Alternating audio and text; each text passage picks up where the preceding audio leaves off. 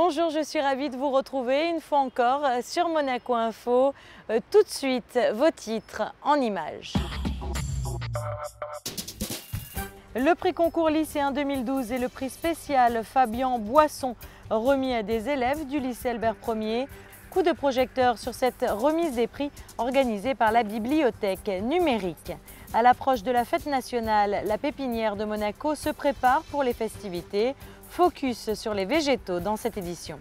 Un retour sur le concert symphonique de l'Orchestre Philharmonique de Monte-Carlo donné à l'Auditorium Régnier III dimanche. Et puis nous refermerons ce journal avec l'exposition de photos de l'artiste Calypso de Sigaldi, The Beauty and the Beast, qui se tient jusqu'au 15 novembre à la galerie Reiss & Mass.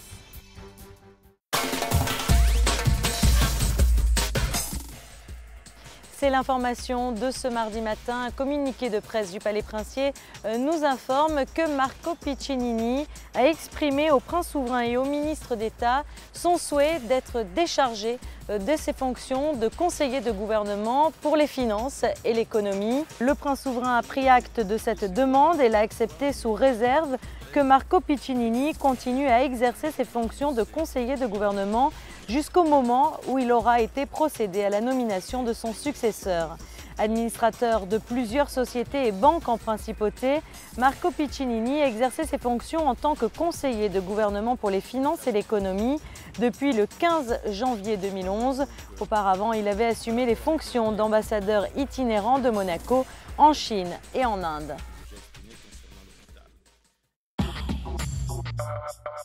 Et direction à présent le lycée Albert Ier où une remise des prix a eu lieu au sein de la bibliothèque. L'an passé, des élèves de seconde et de première ont écrit des nouvelles. Les meilleurs d'entre eux viennent d'être récompensés. Fabien Bonilla. Dans quelques années, à la même période, nous pourrons voir vos noms inscrits sur la liste des prix littéraires qui sont attribués chaque automne. Ils étaient 3 ce lundi à être récompensés, 3 lycéens pour cette remise des prix organisée par la librairie numérique. Une remise en présence entre autres du ministre d'État, de 2 de ses conseillers de gouvernement, du président du Conseil national et de l'adjoint à la culture de la mairie. Ces lycéens ont eu libre cours devant une page blanche pour s'exprimer et écrire poèmes, essais ou encore nouvelles. Il y a eu une journée porte ouverte au printemps dernier. Les élèves, il y a eu 36 qui ont répondu, ont écrit dans des exercices de style tout à fait différents, des dissertations, des nouvelles, des mini-pièces de théâtre. Nous en avons choisi 3, après délibération et un jury de 9 personnes, dont des professionnels de l'édition, de la littérature et des professeurs de lettres. Après délibération du jury, 8 personnes, à monsieur Alexandre Rinaldi. Le vainqueur, Alexandre Rinaldi, en terminale, a reçu le prix concours du lycéen 2012 et le prix spécial Fabien Boisson, grâce à une nouvelle intitulée Banqueroute, un parallèle entre la Révolution française et nos jours. Je dois avouer que c'était plus par plaisir que j'ai écrit ça. Maintenant, si on lit bien, on peut retrouver les idées fondamentales de la gauche et de la droite. C'est une nouvelle où l'on voit 2 députés qui sont en train de se livrer à une joute verbale. Et donc il y en a un qui est plus de gauche, l'autre plus de droite. Ils s'envoient des petits pics entre guillemets. Et voilà, après c'est au lecteur de juger qui domine, je sais pas, celui de gauche, celui de droite, à voir. Son ouvrage a été imprimé sur papier et mis en ligne sur la librairie numérique. Julie Gamba et Anne-Sophie Gallo ont également écrit une nouvelle, elles ont obtenu une mention d'honneur. Il s'agit là du premier concours des lycéens organisé par la librairie numérique. Plus qu'un concours où il faut arriver premier, l'objectif est avant tout de laisser libre cours à son imagination. Michel Roger à présent face à la rédaction de Nice Matin. Ce mardi, en début de matinée, le ministre d'État s'est rendu au siège du quotidien Route de Grenoble à Nice. Sous la direction d'Olivier Biscay, Michel Roger était l'invité de la rédaction.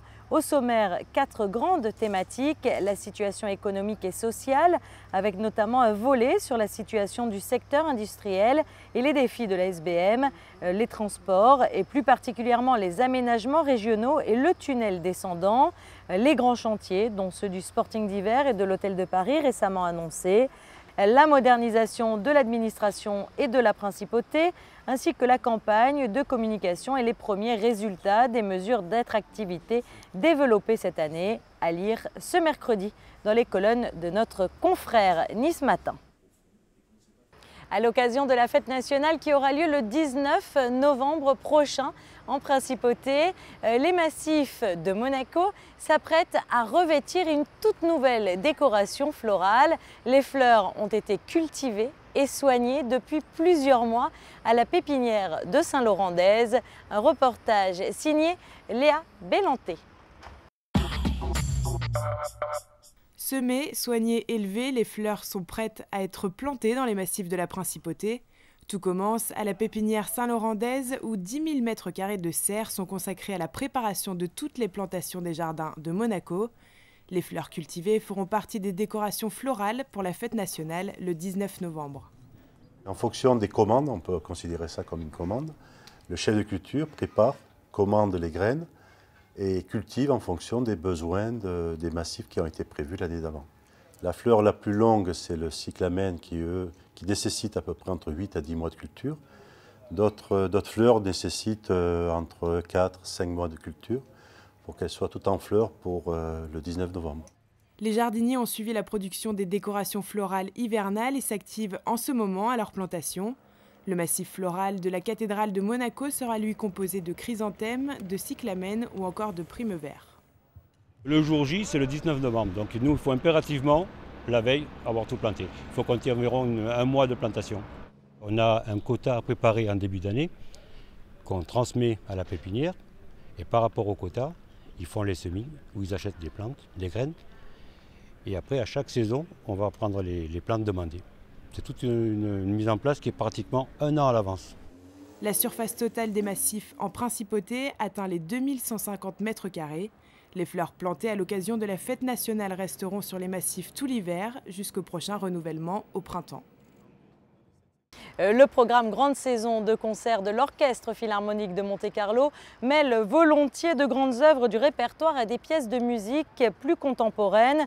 Ce fut le cas dimanche où des œuvres de Mozart et de Beethoven côtoyaient une pièce d'un compositeur japonais contemporain, Takemitsu. Le reportage de José Sacré.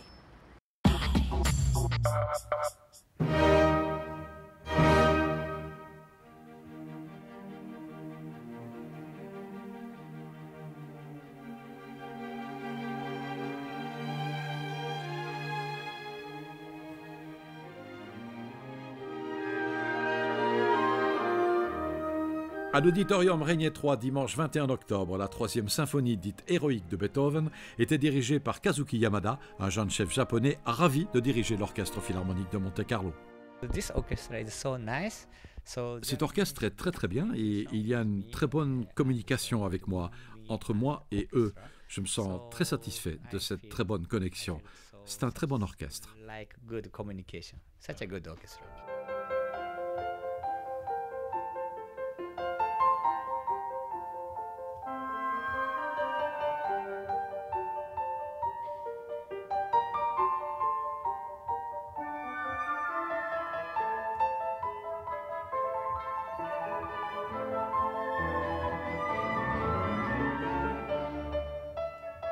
Au programme également Mozart, avec le concerto numéro 25 pour piano et orchestre, en soliste Emmanuel Ax, pianiste né en Pologne, il a grandi au Canada, vit à New York et joue dans le monde entier. Pour lui, chaque concert est un moment unique.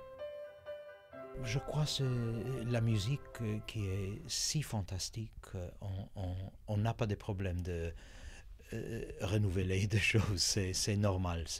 Chaque fois, c'est vraiment quelque chose, on découvre des choses, on espère de jouer un peu mieux que la dernière fois, alors c'est toujours un travail, c'est un travail.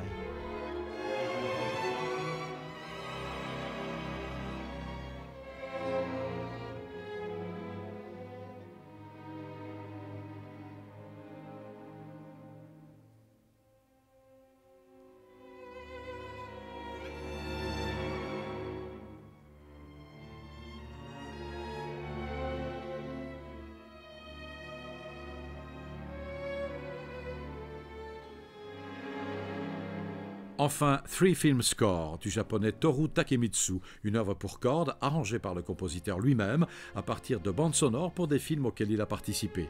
De la musique contemporaine donc, mais qui a très logiquement trouvé sa place dans ce programme. Oui. Takemitsu était un musicien japonais, mais il pouvait très bien imaginer le style des musiques européennes. Il y a d'ailleurs beaucoup de connexions avec les musiques de Mozart et de Beethoven notamment. Donc le programme de ce soir, incluant Takemitsu, Mozart, Beethoven, c'est une très bonne combinaison pour moi.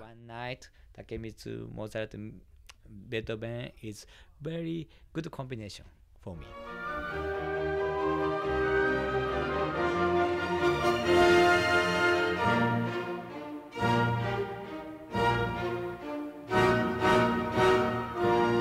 Prochain concert de l'Orchestre Philharmonique de Monte-Carlo, dimanche 28 octobre, avec en soliste le oboïste François Leleu. La photographe monégasque Calypso de Sigaldi expose ses nouveaux clichés à la galerie Reiss en Masse sur le thème de la Belle et la Bête. L'artiste porte un regard ludique sur les femmes et sur leurs petits travers. Reportage de Léa Bellante. Capricieuses, envoûtantes ou encore dangereuses, les femmes photographiées par Calypso de Sigaldi brisent les mœurs. Après une carrière de mannequin, l'artiste monégasque propose des photos intemporelles en affirmant sa vision de la société qui l'entoure. Son exposition de 10 clichés sur le thème de la Belle et la Bête est très influencée par le monde de la mode qui fut le sien avant de rencontrer celui de l'art. Comme ma dernière exposition, c'était un peu un hommage à toutes ces grandes dames du XXe siècle. Je me suis dit, bon, on ne va pas toujours flatter les femmes. Donc là, cette fois-ci, j'ai dit, bon, j'ai un peu écorné l'image de la femme et tant qu'à faire, je vais écorner l'image de la belle femme. Donc je vais aller trouver tous les petits défauts qu'on peut avoir en tant que séductrice, en tant que belle femme, en tant que femme gâtée aussi. Et je trouve que c'est aussi une leçon qui n'est pas forcément mauvaise pour chacune d'entre nous. Pour réaliser ces photos, Calypso de Sigaldi a su s'entourer de professionnels. Elle a travaillé en étroite collaboration avec Elisabeth Wessel, la créatrice haute couture, le prestigieux maquilleur italien Ezio Fontana et le coiffeur Massimiliano Borelli. En revanche, l'artiste a fait le choix de ne pas photographier des mannequins mais ses amis pour sa nouvelle exposition. Pas de professionnel, non, c'est touchant, c'est amusant et chacune découvre quelque chose d'elle-même qu'elle ne savait pas forcément. En plus, c'est vrai que toute cette préparation professionnelle pour des femmes qui découvrent ça, c'est quelque chose de tout à fait magique. Calypso de Sigaldi mettra peut-être en scène des hommes pour son prochain projet en racontant l'histoire de Monaco à travers les films. En attendant, vous pouvez découvrir l'exposition La Belle et la Bête du 16 octobre au 15 novembre à la galerie Reiss en Masse. Il est à présent l'heure de passer à la carte météorologique. Mercredi, le soleil refera son apparition. Bien que timide en début de matinée, il se montrera plus présent en cours d'après-midi. Les températures seront encore supérieures au normal. Comptez 17 degrés pour les minimales et 22 pour les maximales. Jeudi, le temps sera sec et ensoleillé. Pas de changement du côté des températures. Vendredi, un ciel très nuageux et un brin menaçant. Samedi, retour des éclaircies et éloignement des nuages d'averses. C'est la fin de ce journal. Merci pour votre fidélité. Retrouvez tout de suite José Sacré qui vous présente les sorties cinéma de la semaine. Au revoir.